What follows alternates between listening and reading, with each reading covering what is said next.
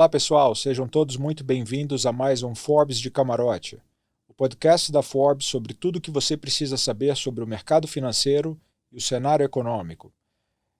Na verdade, é uma visão da Forbes sobre os principais temas para quem já investe ou quem quer começar a investir.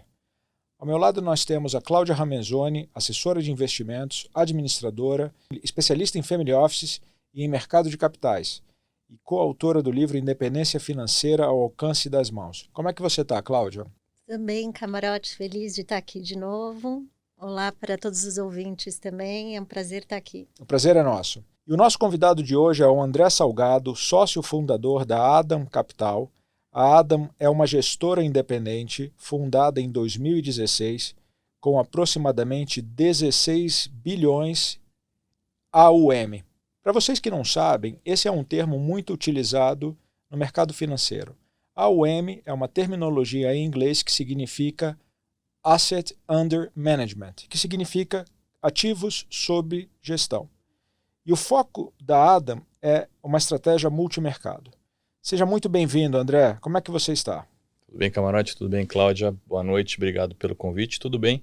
Chegando do Rio de Janeiro agora para São Paulo. Minha terra original, sou paulista. É um prazer tê-lo aqui conosco. E, André, me conta uma coisa. Me fala um pouco sobre o seu histórico. Como é que você começou no mercado financeiro e como é que você chegou até fundar a sua própria gestora? Então vamos lá. Meu pai é bancário, foi bancário durante muito tempo. Acho que foi, talvez, dele a primeira inspiração de mercado financeiro, ou contato com o mercado financeiro que eu tive. E ele tinha uma empresa de consultoria para bancos. E eu comecei estagiando nessa empresa dele.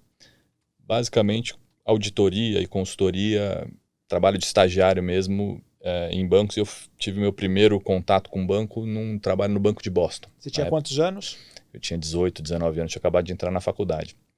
Mas eis que um dos sócios dele na época era muito fanático por Bolsa de Valores. Eu falei, não quero fazer nada disso que você faz, pai. Eu quero fazer essa história aí de Bolsa de Valores. E aí comecei a me apaixonar pelo tema e comecei a buscar algo que fosse mais relacionado à Bolsa de Valores direto e não à consultoria. E para desgosto do meu pai, eu fui trabalhar no Itaú. Arrumei um estágio, primeiro numa corretora pequena, e depois dessa corretora pequena, eu tive uma experiência internacional. Um dos grandes fundos de investimento de mercados emergentes na época, que era baseado em São Francisco, precisava de brasileiros que falassem inglês para ajudar a entender sobre companhias brasileiras. E eu tive a oportunidade de ir fazer esse estágio em São Francisco durante muito tempo. E aí, quando eu voltei para o Brasil, eu já tinha uma certa experiência em ações, que ainda que fosse minúscula, era muito maior do que a maioria das pessoas que estavam ainda começando e engateando para mercados estrangeiros de investimento em ações no Brasil. E aí eu fui trabalhar no Itaú. Aí fiquei 4 anos no Itaú e o meu maior cliente no Itaú era o Banco Santander. E aí, basicamente, minha carreira toda foi feita no Banco Santander, sempre em ações. Então eu sou um cara de Bolsa de Valores e corretagem, principalmente corretora. Quando eu saí do Santander, eu conheci no Santander meu sócio atual, que é o Márcio Appel, que é o fundador da Adam e o sócio principal. Ele saiu do Santander, foi para o Safra, me levou junto para o Safra. E quando eu saí do Safra, eu saí antes dele. O Márcio sempre tinha dois grandes objetivos. O primeiro era de ter um fundo e um negócio próprio, mas ele também queria voltar para o Rio de Janeiro. Acho que ele ficou aqui durante muito tempo em São Paulo, mas a família permaneceu no Rio de Janeiro, então ele tinha esses dois objetivos. E aí quando eu saí do Safra, eu fui trabalhar num private equity de mineração, uma coisa nada a ver, mas já com a cabeça de que um dia a gente precisava levantar recursos para botar esse sonho para frente de montar a empresa. E aí um dia eu liguei para o Márcio e falei, Márcio, consegui um dinheiro para a gente seguir em frente com o plano. Ele falou, agora esse dinheiro que você arrumou está muito pequeno, porque meu fundo aqui no Safra ficou gigantesco, mas guarda esse dinheiro aí e vamos tentar conversar com os grandes bancos E a gente começou as conversas com o Credit Suisse, com o Itaú, que foram os nossos primeiros parceiros, mas com os outros bancos também. E a gente começou razoavelmente grande. Então, ou seja, a gente começou em 2015, a gente montou a empresa. Em abril de 2016, a gente abriu os primeiros fundos. E a gente já teve uma largada aí com perto de 3, 4 bilhões. Então, foi um começo bastante acelerado e grande para o que a gente estava imaginando. Você sabe que é engraçado eu ouvir que você foi trabalhar com ações no mercado americano porque você falava inglês.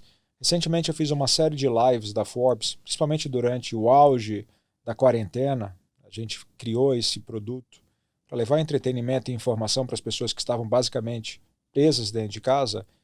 E em quase todas elas eu batia no ponto da importância da língua inglesa nas nossas vidas, profissionais, pessoais, interpessoais.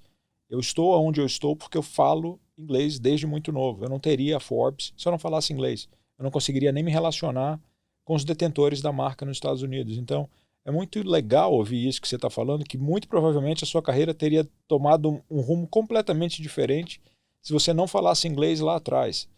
Eu achava que eu falava. Quando eu fui para lá, eu descobri que ainda faltava um pedaço enorme ainda para aprender a falar. Mas você concorda que você só foi para lá porque você dúvida, falava ainda que menos do que você imaginava que falasse? Sem dúvida. E acho que isso era uma coisa muito comum. O meu sócio, Márcio, parecido também. Ou seja, a nossa época, tem mais de 40, quase 50, era diferente. Ou seja, você tinha gente muito jovem trabalhando em bancos de investimento, em posições de administração de risco razoavelmente elevada para o tamanho da responsabilidade, para o tamanho da experiência. Mas é que não tinha outra alternativa. O mercado estrangeiro tinha acabado de inaugurar, a maioria da velha guarda não falava inglês. Então o Márcio foi parecido também, ele foi trabalhar na tesouraria do Bozano, e basicamente todos os tesoureiros do Bozano na época, ou gente de mercado do Bozano na época, era gente bem formada, mas que também falava inglês. Assim, o inglês basicamente garantia uma porta de entrada interessante.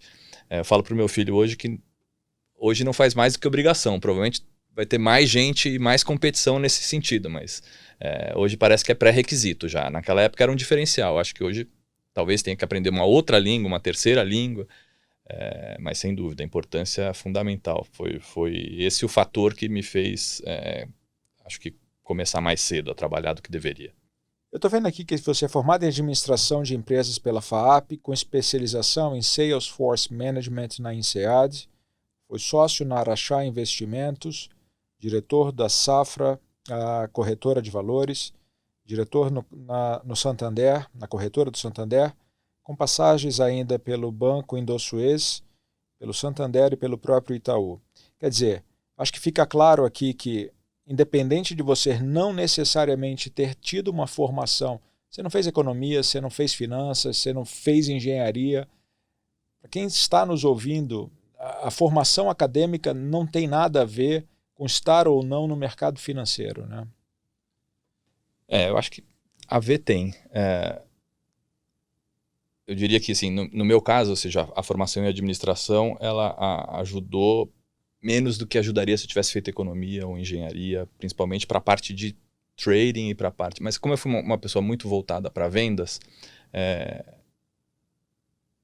um pedaço importante do que vem da formação foi ou criação de networking ou a parte onde eu procurei me especializar, que foi na parte de vendas mesmo. Então, eu diria que 90% do mercado financeiro vem de economia e vem de engenharia. Mas eu conheci muita gente boa no mercado financeiro, formada em medicina, coisas que são, então, que são diferentes. Ter feito administração não impediu você de adquirir a capacitação necessária para atuar de forma satisfatória no mercado financeiro. E acho que sim. O mercado financeiro ele é amplo o suficiente para aceitar backgrounds dos mais distintos e experiências das mais distintas.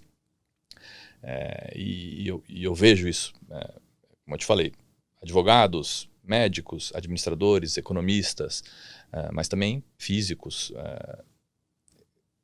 gente de relações exteriores. Ou seja, você tem dentro do mercado financeiro capacidade de utilizar experiências que vêm dos mais diversos setores. Na Adam especificamente, eu cuido da parte de vendas e da parte de relação com investidores, mas já fiz na parte de trading nas corretoras que eu trabalhei. Então, assim, eu diria que não é um impeditivo e ainda assim eu ainda acho que até hoje é uma boa carreira para ser seguida. É generalista e como toda parte generalista, eventualmente você vai ter que se especializar provavelmente mais no trabalho do que na faculdade, mas tem a vantagem de ser generalista e vai te dar pelo menos espectro para olhar diversas áreas ou coisas diferentes. Então, para você que está aí ouvindo o nosso podcast, querendo participar do mercado financeiro, mas acha que em algum momento você não tem a capacitação necessária, esquece essa história. Não necessariamente você precisa ser formado em economia, em engenharia, em finanças. Segue o flow. Se você acha que é isso que você quer fazer, você vai encontrar a capacitação necessária. E agora, passando para umas perguntas mais técnicas, a Cláudia quer falar com você sobre o fundo Adam especificamente. Isso, Salgado. Então, eu selecionei os 3 principais fundos da casa, né? O Adam Macro Strategy, que é o fundo com menos risco, a volatilidade de 5,5%, o Advanced e o Adam Macro, que esse é o carro-chefe, acho que é o maior fundo de vocês. Começou em abril de 2016, tem mais de 6 bi agora. E ele teve um retorno no período de 49,91 contra o CDI acumulado de 38,5. Então, eu queria saber como que é feito o processo de investimentos desses fundos. Por ser multimercado, são diversas estratégias. Se vocês têm uma equipe para cada estratégia, conta para quem não sabe como é que funciona. Então, os fundos partem de uma mesma estratégia. Então, acho que vale a pena contar um pouco da história de como foi a criação dos fundos, porque vai ficar claro que, na verdade, a gente tem uma estratégia só. A gente montou a Adam em 2016 com o Adam Macro e o Adam Advanced. O Advanced ele era um fundo que a gente não ia abrir para clientes, porque a gente achava que era uma volatilidade muito alta, e era onde a gente ia investir o dinheiro dos próprios sócios, e é onde segue sendo o veículo de investimento dos próprios sócios. Mas a gente achava que não tinha mercado para um fundo de volatilidade deste tamanho naquela época. Mas os parceiros falaram, não, se é onde vocês investem o seu próprio dinheiro, a gente vai buscar esse mercado. E o mercado evoluiu muito nesse sentido. Quando a gente montou o Adam Macro, que tem uma volatilidade de 5,5, como você falou atualmente, mas ele tem uma volatilidade alvo um pouco maior do que isso. A ideia dele de longo prazo é ter uma volatilidade mais próxima de 8. E 8 já era muita volatilidade naquela época. Hoje já não é mais tanto. Então, ou seja, hoje a maioria dos produtos já estão nessa faixa entre 5 e 10, mas naquela época a gente estava sozinho com volatilidade de 8 e a maioria dos produtos estavam com volatilidades menores. E a gente achava que não tinha espaço para Advance. E a gente abriu esses 2 produtos e o sucesso foi bastante grande e rápido. Então a gente captou para o Adam Advance, que a gente tinha um objetivo de captação de 1 bilhão, a gente abriu a empresa em abril, em agosto o fundo já estava fechado. E o Macro foi a mesma coisa. A gente, em janeiro de 17, já estava com o fundo fechado com a nossa capacidade de 10 bi. E aí surgiu o Strategy, que é exatamente igual, a mesma estratégia, ou seja, para o Adam Advanced e para o Adam Macro não muda nada. É só multiplicar as posições por 2,5.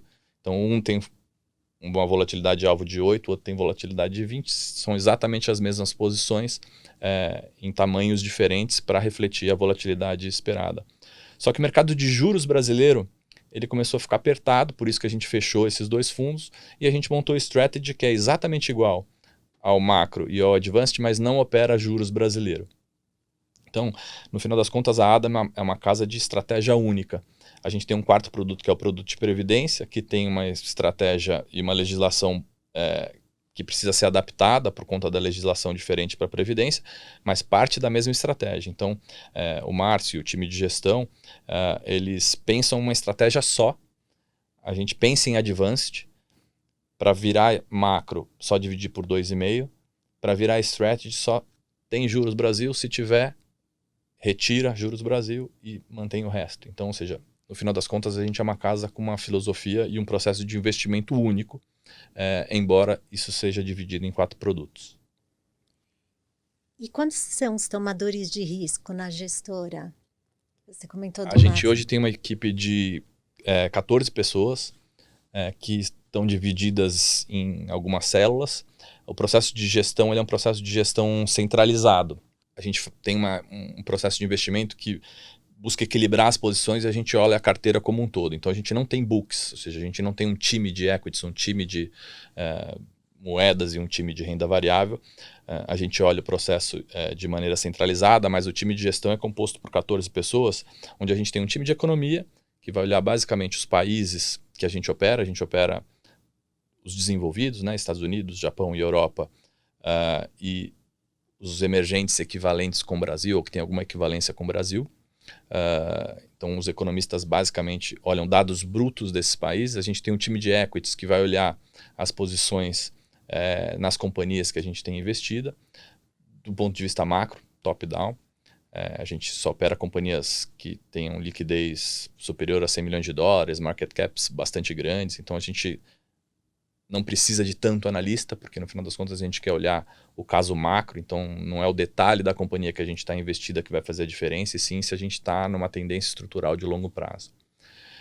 A gente tem um time de trading e de portfólio management, ou seja, que faz a compra e venda dos ativos e faz a gestão de recursos que estão entrando e saindo do fundo. E a gente tem um time também que olha a parte de Big Data.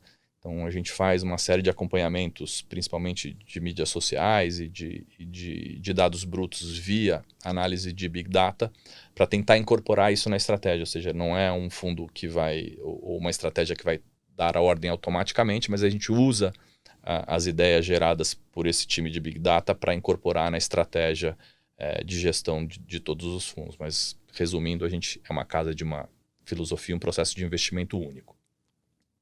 Salgado, falando do mercado internacional, vocês mencionaram no último call mensal, agora em outubro, que existem valuations muito díspares entre segmentos. Bancos, por exemplo, com avaliações muito baixas, eles estão muito baratos. Que segmentos vocês gostam na gestora? Bancos é um deles. Acho que assim, a gente está vivendo um processo que é um processo único.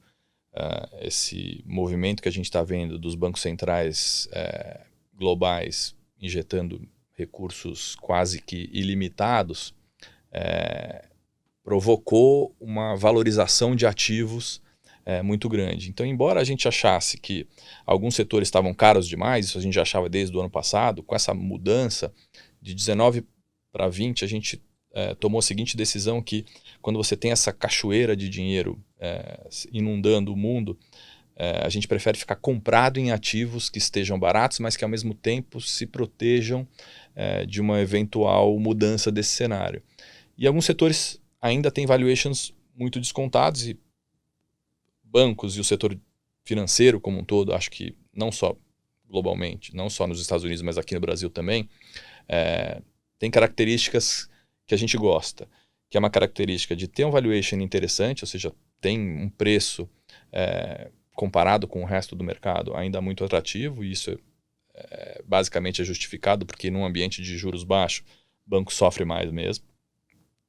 Mas a gente gosta também da adição de que este setor protege num cenário onde a inflação pode só voltar a aparecer. Ou seja, a gente quer estar com ações que não só estejam baratas, mas também que estejam preparadas para um potencial mudança de cenário que seria o aparecimento de inflação. Porque se você, acho que trouxesse um economista de 10 anos para o presente e explicasse para ele que os bancos centrais estão inundando o mercado de dinheiro, acho que a primeira pergunta que ele ia fazer é: aonde está a inflação? E a inflação de fato não está aparecendo.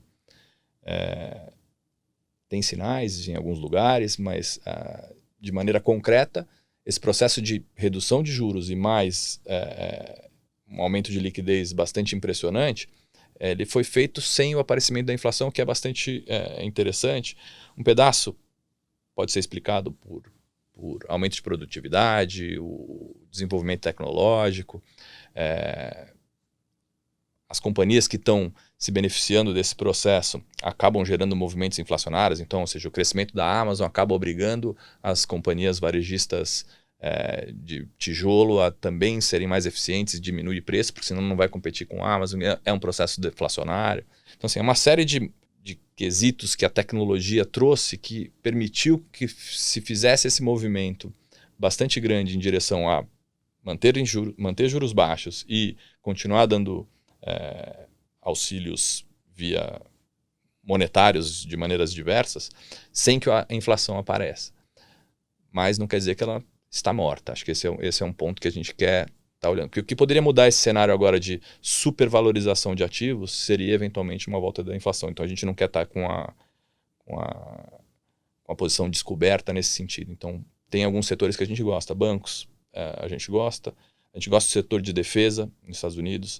A gente gosta das ações de tecnologia que estão voltadas para a nuvem. A gente acha que são as ações de tecnologia que ainda apresentam margens muito boas, ainda apresentam crescimento, e o valuation ainda não é aquele valuation que se cair 50% você pode dizer que está de graça. Então, ou seja, tem companhias aí que a gente gosta. A Amazon é um caso, a gente gosta de Amazon, ficou comprado em Amazon durante muito tempo. Mas nesse nível de valuation, não dá o conforto suficiente para a gente ficar comprado. Se o múltiplo sair de 200 e for para 100, não dá para dizer que está de graça. Então a gente não está vendido, mas também não está comprado. E alguns setores a gente acha que está caro. A gente acha que consumo global ainda está muito caro, varejo muito caro, certos segmentos industriais também muito caros. Então o que parece estar acontecendo é que se você for olhar múltiplos de bancos e múltiplos de setores de varejo, por exemplo, parece que são dois mundos diferentes. Um está precificando o caos e o outro está precificando uma bonança onde 100% das coisas vai dar certo. Os dois ao mesmo tempo parece difícil de coexistir. Então acho que o que a gente está tentando fazer é aproveitar essas diferenças de valor relativo. Ótimo. E já que você falou lá de fora, falando um pouco de Brasil, vocês mencionaram então no último call que estão vendido em dólar contra real, comprado em juro real no longo prazo e direcional de bolsa local, Petrobras e Vale. Queria saber se essa é mais ou menos a cabeça da gestora ainda, se tem alguma coisa aqui. Eu acho que assim, se a gente for dividir as posições de Brasil, mostra que a gente tem um certo... embora a gente esteja comprado em bolsa, né, brasileira, a gente esteja comprado no real e a gente está aplicado nos juros. Né? Então a gente está super... Se você for olhar desta maneira mais ampla, a gente está super pró-Brasil. Mas a hora que você vai fazer a análise no segundo nível... ele é a posição que a gente tem é uma posição mais cautelosa nesse sentido, porque a gente está comprado em Vale Petro, que tem pouco a ver com a economia doméstica brasileira. Então a gente, em primeiro lugar, tem uma sensação de que a economia doméstica vai demorar um pouco mais para retomar do que a economia global. Então a gente prefere estar exposto às exportadoras, principalmente nesse nível de câmbio. E acho que nesse nível de câmbio, duas coisas podem acontecer, por isso que a gente está comprado no real. A primeira é uma volta do real com relação aos seus próprios pares emergentes, ou seja, o real desvalorizou demais frente a outros emergentes. A gente acha que tem um processo que pode ser ganho simplesmente por esse trade. A gente não está seco comprado no real, a gente está comprado no real, mas a gente tem uma posição vendida em uma série de outras moedas emergentes que ajuda a balancear um pouco essa posição. Mas acho que o real tem mérito por si só também, principalmente nesses níveis. As exportações seguindo razoavelmente bem e crescendo até um pouco, principalmente comparado com importações. A gente acha que importações vão ter mais dificuldade de voltar. Com o fim do auxílio emergencial, esse impulso que a gente deu na economia vai ter mais dificuldade de ser sustentada na nossa visão. Então a gente acha que, do ponto de vista de fluxo, o real vai ter um certo alívio, porque minério vai continuar sendo exportado, carne vai continuar sendo exportada, soja vai continuar sendo exportada.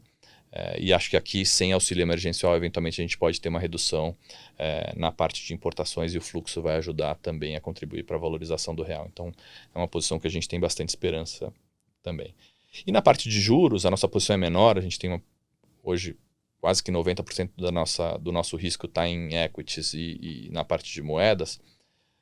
Juros já não é mais aquela maravilha de você ter um potencial de sair de 14 para 2, mas ainda a gente acha que tem um espaço. A gente tem que ficar um pouco mais na ponta mais longa da curva, mas a gente está mais nas NTNBs, ou seja, a gente quer estar com a inflação coberta também na posição de juros. A gente acha que ainda tem prêmio, mas a gente quer estar com a proteção para um eventual aparecimento de inflação. A minha próxima pergunta era essa, eu acho que você acabou de responder. O que vocês estavam fazendo para se protegerem para proteger o portfólio contra a inflação? Assim, é bom lembrar que assim, os sinais da inflação ainda não estão absolutamente claros e não é algo que a gente acha que vai acontecer. Mas o que a gente quer é estar com o portfólio protegido no caso ela apareça. Porque se ela aparecer, é o que vai desmontar toda essa tese de ativos supervalorizados, de diminuição desse processo de liquidez dos bancos centrais, porque eventualmente vai ter aumento de juros para contenção de inflação. A ideia é buscar ativos que estejam com preços interessantes. Acho que bancos é o que expressa melhor essa situação. Tem um valuation interessante e se a inflação voltar, margens voltam a melhorar e tira um pouco dessa pressão que o setor está vivendo atualmente. Mas as NTNBs também são um instrumento interessante para o investidor mais que não tem essa capacidade de fazer compra e venda de ações internacionais, tal, etc. NTNB, principalmente as longas, costumam ser ativos bons em quase qualquer período. Então a gente também gosta disso, do ponto de vista atuarial é muito bom você contar com essa proteção da inflação e ainda assim ter algum prêmio no caso de continuidade de queda de juros. Salgado, outra coisa que eu queria saber, hoje tem listado na Ambima 650 assets. Então, com certeza, Adam, com esse tamanho, 16 bi, deve ter muitos investidores institucionais. Então, o que eu queria saber, por exemplo, um family office, quando vai fazer o processo de due diligence, né, que é entender a gestora no processo de escolha, o que eles costumam perguntar, até para quem está ouvindo consiga fazer sua mini due diligence para saber que gestor escolher, não cair só na tentação de ir lá pelo retorno do fundo. Eu acho que assim, os processos de diligência melhoraram muito desde que a gente começou a Adam. A gente recebe investidores institucionais, fundos de pensão, family offices. A gente tem uma série de family offices que chegam seja através dos bancos que são parceiros da gente, seja diretamente. Então a gente tem os dois casos. O processo começa quantitativo, mas eu acho que em linhas gerais, ou seja, o que está sendo buscado? O processo e a filosofia de investimento, ou seja, como é que se gera o tal do alfa, né? Ou seja, e não é uma pergunta fácil de responder. Então, ou seja, os processos têm sido mais longos. Acho que o que tem acontecido agora é que os processos de diligência, que normalmente era um formulário onde você mandava para o cliente esse formulário simplesmente dizendo o currículo do sócio A é esse, o do sócio B é esse, o do sócio D é esse. Olhava-se a parte quantitativa, cotas e resultado passado, tal, etc. Mas o que a gente tem visto agora é um processo recorrente de diligência, ou seja, a gente recebe gente fazendo diligência praticamente toda semana, que vai desde a visita física, quero saber se seu escritório existe, quero saber onde é que é o seu plano de contingência, quero saber olhar o seu servidor, quero olhar seu manual de políticas de investimento, quero olhar seu manual de risco, suas políticas internas. Então, ou seja, o processo agora ele é muito mais detalhado e não só institucionais, mas family offices têm feito isso, mas os bancos representando o varejo também têm feito. Então, ou seja, o processo de diligência melhorou muito e acho que ele vai só evoluir nesse sentido, porque tem um pedaço que é qualitativo mesmo, não adianta só olhar número e olhar, você tem que entender a cabeça do gestor, tem que entender o processo de investimento, tem que entender como é que isso se aplica na carteira como um todo. Então, ou seja, acho que em linhas gerais, de 4 anos que a gente tem de fundo aberto, talvez uma das coisas que mais tenham evoluído tenham sido os processos de diligência e a qualidade das informações prestadas tanto pelas assets quanto exigidas pelos clientes também. Então, ou seja, acho que melhorou nas duas pontas. A gente vai aprendendo também, ou seja, cada vez que chega uma diligência nova ou um formulário de diligência novo, a gente também tem que mudar o processo e aconteceu recentemente. A gente teve que mudar um pedaço da forma como a gente tratava a informação dentro dos servidores, porque um cliente achava que ia melhorar o processo, a gente reviu e de fato ia melhorar, a gente mudou. E isso vale para todos também. Então, ou seja, tem melhorado bastante esse processo. Salgado, um dos investimentos da moda nessa crise foi o ouro. A gente viu o metal bater cotações históricas. Muitos investidores acabam vendo o ouro como um mitigador de risco e supostamente uma proteção contra a inflação, apesar do histórico não demonstrar necessariamente isso. Como é que vocês veem esse ativo lá na Adam? A gente veio comprado no ouro desde começo de 19, a gente talvez tenha zerado um pouco antes da hora. A gente tinha uma preocupação, que acabou não acontecendo, de que com a pandemia, que os governos iam precisar utilizar ou pelo menos diminuir as reservas de ouro dos bancos centrais para poder dar auxílio emergencial. Não foi o que aconteceu. Então o ouro continua subindo até mais do que a gente achava que ia subir.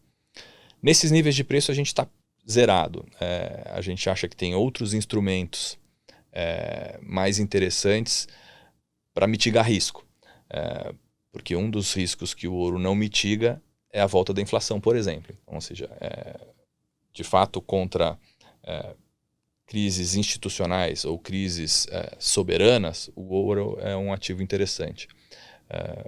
Mas para outras crises, não necessariamente o ouro é a melhor proteção. Então, ou seja, na nossa visão, nesses níveis, ouro não é nem uma compra nem uma venda. Não é um ativo que vale a pena utilizar o risco. Mas é interessante, né? Porque você vê que é um pouco do que a gente vinha falando, de que quando você tem essa inundação de liquidez vinda dos bancos centrais, todos os ativos sobem, porque é um pouco contrassensual, né? Você fala, a bolsa está em níveis de riscos razoavelmente altos em termos de valuations, mas o ouro também continua subindo. Então, ou seja, por um lado, o investidor acha que pode tomar mais risco, mas ao mesmo tempo quer tomar ouro também, que seria uma defesa. Isso é comum quando você tem excesso de capital, que ativos valorizem independente de qual a sua natureza. Tem espaço para o mais conservador e tem espaço para o mais agressivo. Ou seja, isso é um sinal também de uma liquidez extrema, que é o momento que a gente está vivendo atualmente. Outra coisa que eu queria perguntar, Salgado, que a gente consegue observar uma correlação inversa entre o tamanho dos fundos e a performance. Eu queria saber se esse é um ponto que preocupa vocês, porque a gestora, enfim, cresceu bastante, né? Tem pouco tempo, 16 bi. Como que vocês veem isso? No nosso caso, a gente já tem um exemplo claro para os dois lados, né? Porque a gente já foi maior também, né? Então, assim, a gente cresceu muito rápido e a gente já chegou a ter perto aí de 26 bi e a gente também passou pelo processo de redução. No nosso caso, como a gente só opera mercados líquidos, o tamanho faz pouca diferença. A nossa performance correlacionada com o tamanho, a gente já teve os dois casos. Então, ou seja, eu não posso dizer, infelizmente, que é o tamanho que fez com que eu tivesse um 2019 mais difícil. Não foi o caso. A gente errou mesmo. A gente achava que o S&P ia cair e o S&P continuou subindo a despeito de valuations, na nossa visão, mais esticados do que deveriam. Então, no nosso caso, não foi o tamanho o responsável por uma performance pior do que a gente gostaria. Acho que para alguns setores, sim. Para alguns segmentos, eventualmente você tem lá uma liquidez média que você tem que cumprir e o tamanho pode fazer alguma diferença. No nosso caso, não. A gente só opera ativos listados, líquidos, e é pré-requisito do nosso portfólio que seja listado e líquido. Então, ou seja, eu não vou me meter a fazer coisas em países muito pequenos ou em ações de segunda ou terceira linha. Então, ou seja, não é parte do nosso processo de investimento, porque a gente opera tendência estrutural de longo prazo em mercados líquidos. Então a gente tem espaço pelo menos para voltar ao tamanho que a gente já tinha. Acho que o mercado mudou nesse sentido também. Acho que o processo de captação vai ser mais lento e o que é saudável para todo mundo, ou seja, você não precisa se adaptar ao seu tamanho para fazer coisas novas. No nosso caso, a gente também foi uma asset um pouco diferente, porque o Márcio já tinha a administração de um fundo bastante grande. Então, quando a gente montou a Adam, não foi uma novidade para o Márcio tocar um fundo de 10 bi. Ele já tinha isso na época que ele era do Safra, ele tocava o Galileu naquela época, e já era um fundo muito grande. Então, ou seja, tamanho no nosso caso não foi uma novidade. A gente já vinha fazendo isso anteriormente. E também não foi a correlação de tamanho e performance que em algum momento pudesse significar alguma coisa. A gente acha que tem um tamanho, sim, que dá para tentar chegar sem que se comprometa a rentabilidade. Mas a gente está longe desse tamanho ainda, a gente já foi maior, então acho que a gente tem um espaço bastante grande para crescer e de maneira nenhuma o tamanho poderia afetar a performance. Falando em performance, falando em tamanho, para quem está começando a investir, eventualmente sonha um dia se tornar um gestor ou trabalhar numa gestora, quais são as principais dicas que você daria? Acho que a primeira delas seria tentar achar alguém que faz isso bem e ficar próximo desta pessoa. Eu acho que nada melhor do que o exemplo. Claro, leitura, boa formação, isso tudo vai ajudar.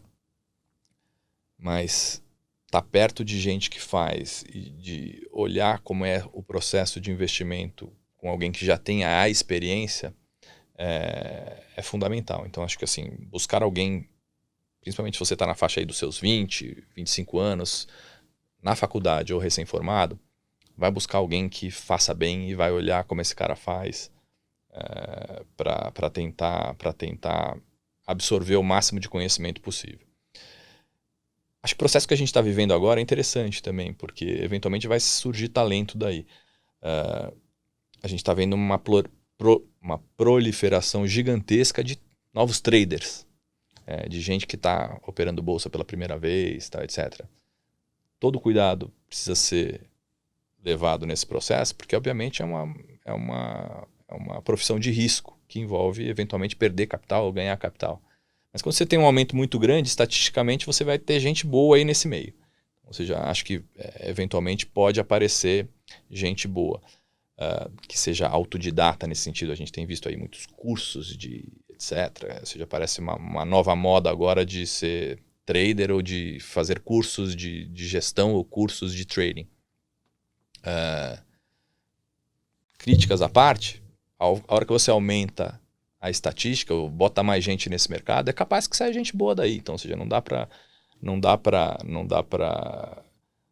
negar que o aumento do número de gente olhando ou estudando ou fazendo eventualmente vai provocar nascimentos de novos gestores no futuro, ou de novos traders no futuro. O fato é um processo longo. É um processo que não dá para avaliar se você foi bem este ano ou ano passado, simplesmente porque tem muita gente que no fundo está sendo beta.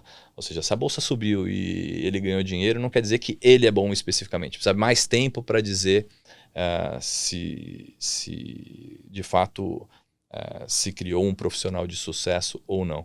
Mas de qualquer jeito, aumentar a base ajuda bastante a, eventualmente, deste bolo maior sair alguém interessante. Mas eu acho que, como dica principal, eu diria, vai buscar e vai colar em alguém que tenha experiência, que faça isso direito, ou que tenha alguma característica, não necessariamente trading, vai olhar alguém que faz vendas bem, ou vai olhar alguém que faz risco bem, ou vai olhar alguém de compliance que faz isso bem, porque nessa fase de 20 a 30 anos, é mais importante ter alguém para você entender de fato como as coisas são feitas te passando, ou pelo menos você olhando e autoaprendendo, do que tentar fazer sozinho. Acho que tentar fazer sozinho é mais complicado. Tem gente que consegue, só acho que é um caminho mais difícil. Falando em talentos, essas são as características que vocês buscam ao recrutarem novas pessoas para trabalharem na Adam? Eu acho que sim. Resiliência, capacidade de disciplina para estudar e para se desenvolver, criatividade, ou seja, a Adam é uma gestora um pouco diferente, porque como a gente é muito generalista e procura tentar achar tendência estrutural de longo prazo, não adianta ser muito meticuloso ou muito detalhista, precisa entender o processo de vários ângulos e olhar a carteira como um todo. Então a criatividade também é algo que a gente tenta buscar nas pessoas que a gente contrata. processo de investimento ele não é um processo de investimento absolutamente linear. Então, eventualmente, é alguma coisa que foi lida num livro. O Márcio gosta, por exemplo, de história, de sociologia, de tecnologia, traz ideias e as pessoas têm que depurar essas ideias e vai depurar essas ideias de maneiras mais variadas. Então, é um pouco de um misto de um profissional que tenha qualidades generalistas, mas que ao mesmo tempo tenha disciplina, que tenha capacidade técnica, vontade de estudar, vontade de aprender e resiliência, porque esse mercado é um mercado difícil. A gente fala que tem que marcar gol todo dia, a gente sofre com a movimentação, mas a ideia é fazer um negócio de 20, 30 anos, 40 anos, ou seja, que tenha longevidade. A gente não está aqui para períodos curtos. A ideia é fazer um negócio estruturado de longo prazo. Sem dúvida. E vamos chegando ao fim de mais um Forbes de Camarote. Eu queria agradecer ao André Salgado, sócio fundador da Adam Capital, pela participação aqui conosco. Salgado, muito obrigado. Foi um grande prazer. Obrigado pelas dicas, pelos ensinamentos. Eu tenho certeza que quem ouviu vai levar lições valiosas. Cláudia, muito obrigado por mais uma participação. Espero vocês no próximo Forbes de Camarote e até a próxima. Obrigado a vocês pelo convite. Estou à disposição para o que vocês precisarem. Boa noite, obrigado Cláudia, obrigado Camarote. Obrigado Camarote, obrigado André e até a próxima semana. Tchau, tchau, pessoal.